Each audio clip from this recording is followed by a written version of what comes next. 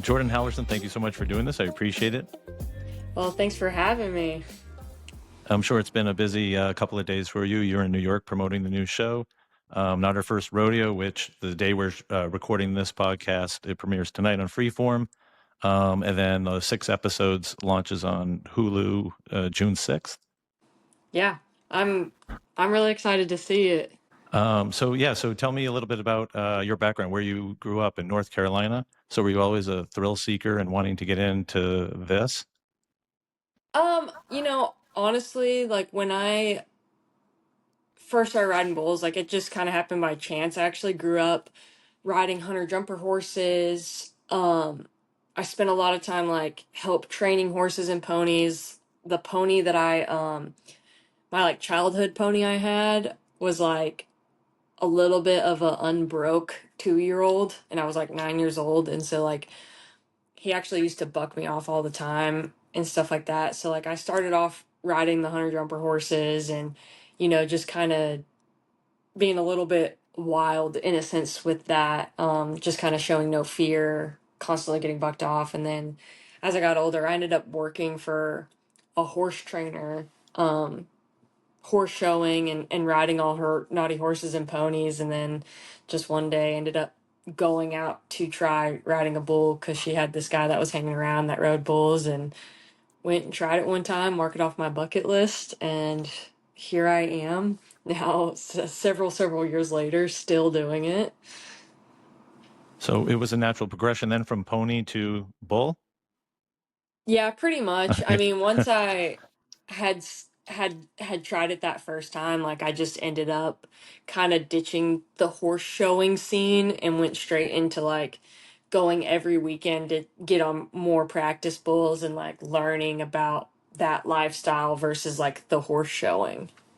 And you said you got your pony when you were 9. So did you always like beg your parents for a pony, or were they like on board with this Um, from the beginning? They're like, yeah, sure, we'll get you a pony at age 9. well, yeah, so I was actually taking figure skating lessons at the same time that I had started taking like horseback riding lessons when I was young. And so like as I kind of like progressed up the ladder on both of those pretty fast, my parents were like, "Hey, you got to pick one, like horses or figure skating," because they were both about to get really expensive. And so I obviously chose the horse, and as I was riding and stuff, they, wanted to get me, a pony to ride, and it just happened to be like a unbroke 2-year-old pony, which he was pretty gentle, like I would say, and yeah, they just kind of were like, "Yeah, we'll get you a pony." So it was that pony, the beginning that got you into it. Do you still figure skate at all? I was curious. No, not No, so you like stopped skating at maybe that every age and now you and never picked it back up. yeah. Oh, that's No, cool. I just went straight to the horses. When you talked about checking it off your bucket list, rideable, do you remember that moment? And is that like what made you fall in love then with the sport and say, okay, now it's going to be, bull riding and nothing else within, horses or what have you? Well, I mean, like, so I still rode horses after, like, I did that first one, but I remembered getting on that first bull, and, like, honestly, like, at that point, like, I guess I probably didn't realize, like, how dangerous it actually is because, like, I had, like, on the video, like, you can see me smiling through my helmet, like, on the very first bull I got on, and, like, I fell off super fast, like, obviously only, like, 2 or 3 seconds, and when I got up, like I threw my arms up, like I was so excited. And, but I also had kind of like this sense, like, dang, that was really fast. Like, I know I can do that for a lot longer. Like, I know I can stay on for a lot longer than that. And so it just kind of, it kind of progressed as I went back. And then, that's when I started to learn, like, oh, like, this isn't just something that people show up on the weekends and are just good at. Like it turned out to be like you have to work at it, you have to work out, you have to get on practice. Like there's a lot more that goes into it. And so after the first couple weeks of doing that, I realized, I was like, oh, like I need to stop with the horse showing right now if this is what I want to do, and like kind of then started leaning into doing that at 110% versus just showing up on the weekends in hopes of getting better and not actually putting the work in to get better. Were your parents always supportive of your career, even at that young age?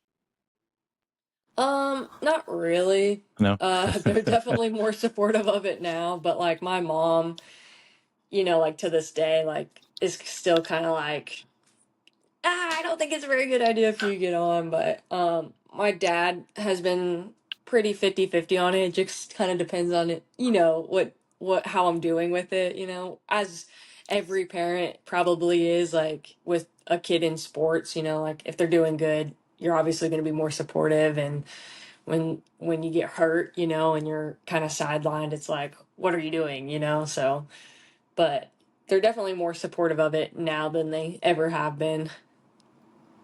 Yeah, and bull riding's a high risk sport, and you had a near life changing incident. So, was that a big part of your career? And after, first talk about that, and then after, did it give you any reserve to like maybe I shouldn't do this anymore, or was it, I understand the risks of it, but this is my passion.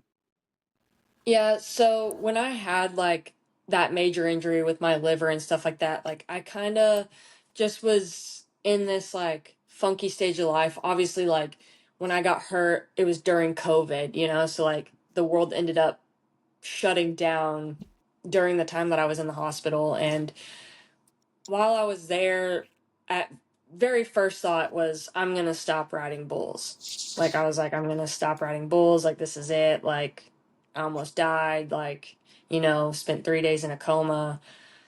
And at first, I was like, I'm not just gonna ride bulls anymore. Like I'm done. I'm done. I'm done. And then really, that was just because of a boy. And then like 3 days into my hospital stay after they moved me out of ICU, I like all of a sudden had this like feeling that I wasn't done. And I then kind of like started changing my answer like, all right, like I think if I told you I was to never get on a bull again, I think we'd both know I was lying. Yeah. And so that's just kind of how it ended up changing. And when I got out of the hospital and stuff like that, and as I like recovered, there was like this new sense I had when it came to riding bulls, and like all my nervousness that I ever had getting on bulls like had gone away, and like even getting back on that first one again, like I just maybe wasn't afraid to die anymore. Like the thought of death didn't really ever scare me after that. And so I think that's like really what helped me to continue. Like I was like, well, dying I guess really isn't that bad. And so like I just kind of then wanted to ride bulls again, and like I I feel like I've come back from every injury no matter what it is better than I was before. And that's exactly what had happened this time. Like I came back even better, even stronger than I had ever rode before, and honestly had some of my best riding like between, you know, then and now. Well, you're a four-time world champion now. So, was that a pivotal moment in your career?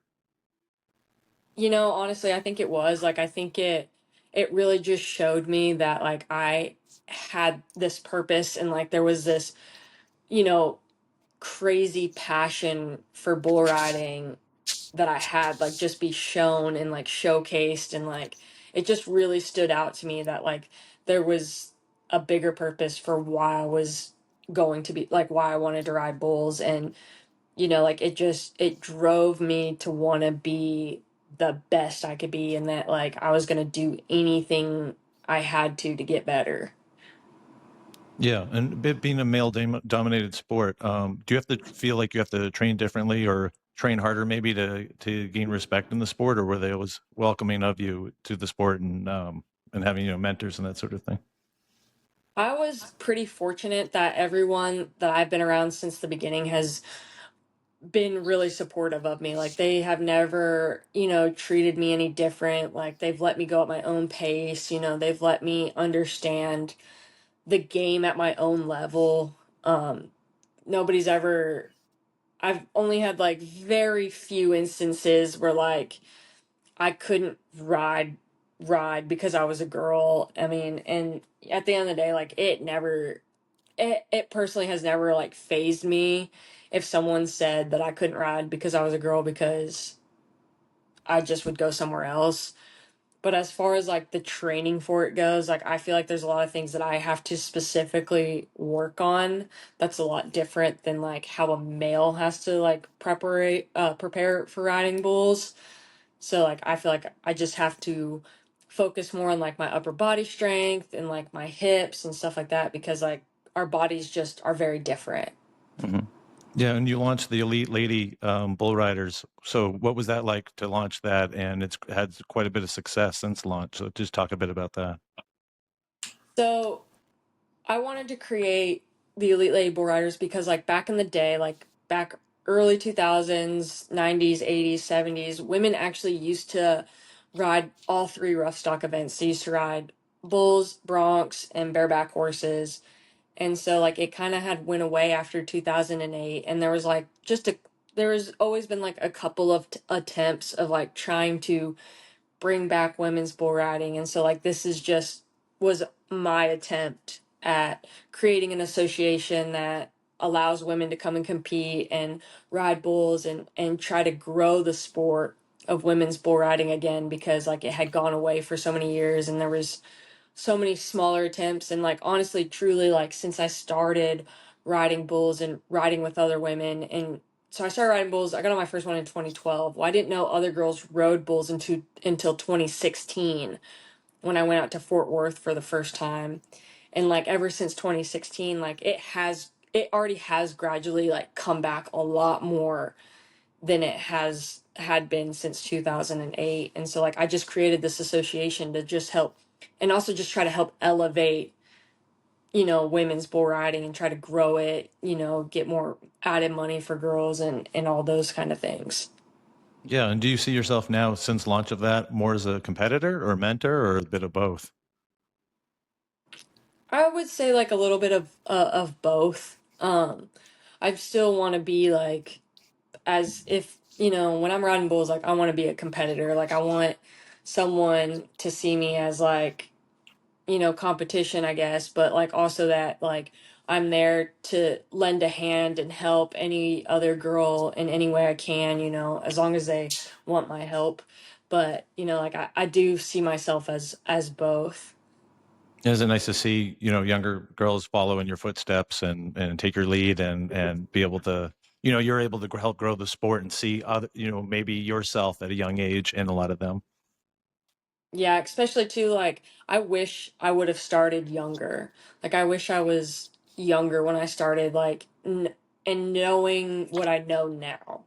And like, I like to be able to pass that on because, like, there are so many things that I wish I could have done differently to, like, maybe save myself from injuries, or, like, I wish there was, like, stuff that I knew earlier on, like, from a woman's perspective that I just kind of had to figure out for myself as far as, like, how stuff goes for riding bulls, like just the way our bodies move and stuff. But Yeah, so your new show, Not Her First Rodeo, the 6-part docuseries will come to Hulu in early June. So just talk a bit about that. And did they approach you to do the show, and what made you say yes to it?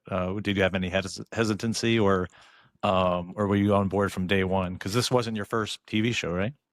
I was a part of the Netflix show How to Be a Cowboy with Dale Brisby, and so like that was the first time I had ever done like something big with TV. But Sabrina had reached out to me and had asked me some questions, which I had been approached before that about other shows and stuff like that, but she had seen an article, about one of our other riders and was really interested in what we did. And so we had had a couple conversations and I just kind of was like, I guess, we'll try this, and we just went for it. And now we have this show that's following 5 of our pro riders going through the ranks, going through our, life and just about how we ride bulls and trying to win the year end and all the things that come with it.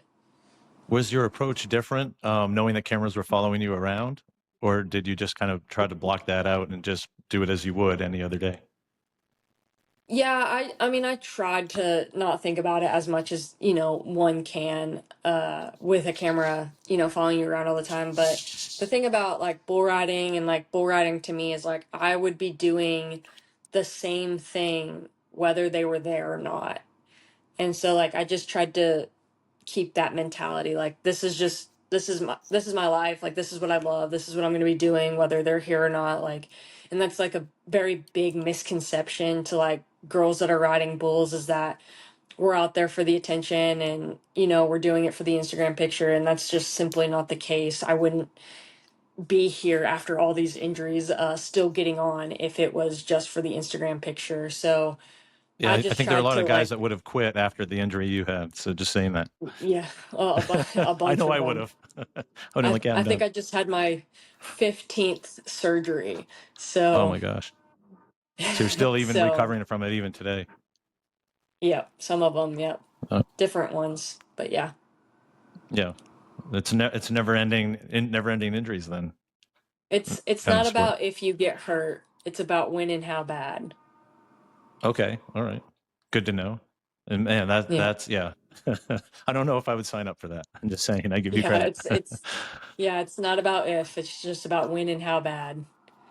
Okay, and talk about your work with Dale Brisby at Rodeo Time.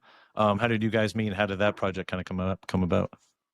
So, after my really bad liver injury, like I couldn't work. I was like super high risk for COVID, and I was just riding my horse around every day, and he had a podcast, and I was just listening to his podcast one day, and he had talked about hiring an intern. Like they were looking for a new intern. And so I debated on it for like a week, and I was like, I don't know if I want to like do that, but I had decided since I wasn't making money in North Carolina, I was like, well, I'll just go not make money in Texas and go try this like intern for Dale. And I went, and it turned out it was for the filming of the Netflix show. They were looking for an intern to bring on for the show. And to be real honest with you, when they had mentioned that, I just kind of let it go in one ear and out the other, because that's not why I was going. And I honestly just kind of thought it was full of crap. I just didn't think that Yeah. like it was legit. And so I went out there and I did the show and asked if I could stay full time, and or got offered to stay full time. However, it really ended up working. That was 5 years ago now. But yeah, and so I am now a video editor and shooter for him, and work on the ranch and do the stuff with the horses and the bulls and the cows, and still there. And this is in Texas. You live in Texas now, right? Yes, sir. Okay. And your golden retriever Star, you're in New York now. Does she travel with you, or how does that relationship Oh work? yeah. And does Yeah, she? Star's here with me. I was just gonna say, yeah, I interviewed an actor not that long ago, and he had a bulldog, and he's like, that thing travels everywhere with me, international, wherever I go, any movie set. I Yeah. got to. Yes. Um, so, what do you do when you're not bull riding get away from it all? Spend time, obviously, with Star, but anything else? Honestly, like I ride a lot of horses. Like I ride my horse a lot. Like, I mean, if I'm not doing anything with bull riding, like I'm usually just at my house doing stuff with my horse, or going to a rodeo with our, people at work, or, just kind of really immersed in the whole like rodeo lifestyle. So you do like going to rodeos and supporting others. Yeah, I go to the rodeos quite a bit. All right. Is there anything that someone would be like fans would be surprised about you, like they may not have known or anything? I mean, I listen to literally all kinds of music, so I think my choices in music would probably really surprise people. That I literally will listen from anything from like rap to like 70s to like country. Like, I mean, literally, I listen to it all. Like, there's really just not something I don't listen to, I feel like. So your playlist is kind of all over the place. Yeah, 100%. Like, all over the place. Like, you never know what's going to come on next. Like, it could be like a Disney hit soundtrack type music to like crazy rap. Like, it just could go from. Yeah, from one yeah, thing to the next. yeah. So when you're traveling, like, have you ever experienced where like a fan would meet you or come up to you and recognize you? Maybe not even from the rodeo world, just having seen you on social media or whatnot. And what was that experience like? Your first fan or being recognized, like they'd be like, "Who, me?" Yeah, I think that one of the most surprising times I've been recognized is I was actually in Disney World, and like I got recognized there, which I feel like was crazy because it was a little girl and she came up to me and she was like, "We're big fans" and stuff like that. And I look nothing like this when I'm in Disney World. So like to be able to recognize me without my cowboy hat or my hair in a braid and stuff, I feel like is really crazy. But I love meeting anyone that's ever watched any part of my journey, and I'm so excited when like people come up to me and want to talk to me, and I try to give them as much time as I can because it really could change a person's life, the interaction you have with them. Yeah, so you like meeting fans and interacting with them and learning about them as well. Right, yeah, absolutely. What advice would you give to a young, either rider or somebody that would want to follow in your footsteps? A young girl out there that's probably listening or watching, that's inspired by you. I mean, I would just tell them to like don't be afraid to go after your dreams because no matter what anyone says, like you have to live your life, and you got to do what you love. Like it doesn't matter what anyone else thinks because at the end of the day, like you have to be the one that feels fulfilled. So don't be afraid to shoot big. Aim for the moon because if you miss, you'll land among the stars kind of thing. Okay, good answer.